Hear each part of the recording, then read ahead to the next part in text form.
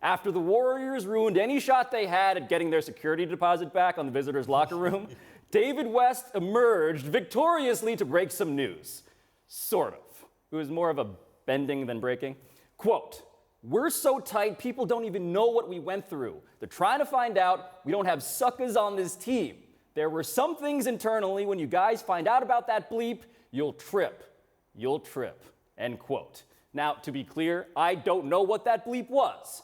But let me recklessly speculate for a second, Bomani, because David West has posed a sort of journalistic challenge. And the number one place a journalist might sniff around for internal issues is Kevin Durant. This is interesting. I would now first like to start by saying David West hit us with, nobody told you because you got a team that don't got no suckers on it.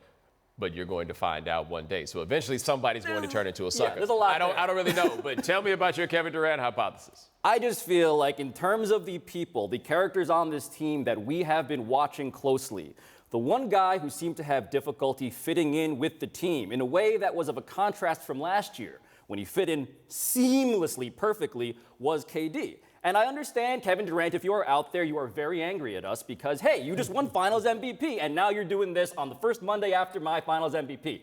Totally understood. But David West has challenged us. He has said, no one will find out about this unless you guys find out about it, in which case it'll blow your mind. And that's just where I would go for my mind to be blown. Well, the thing about the Warriors that I think is interesting is that this has been a pretty smooth sailing 4 years. Like, you know, in contrast, we went from the era of the Big Three Miami Heat immediately into the era of the Warriors, right? There was no stop in between, except the difference is there was no chaos. Like, there was always a measure of chaos, and there was no show that was bigger than what was going on with the Heat. The Warriors have kind of evaded that one. In a lot of ways, they are different than the paradigm that we have of champions. This isn't the type of team that you typically think has the grit or whatever it is to win a championship. They've won 3 in 4 years.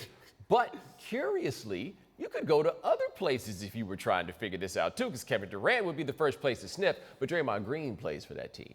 And so there's always something there. And so I'm not even saying that I know what the problem is. I'm trying to, like, be careful about the reckless speculation in the course of it. But it's funny how many things the Warriors could have hiding in plain sight when you stop and think about it. Well, Draymond Green, who you just mentioned, came out and said, this was our hardest title to win.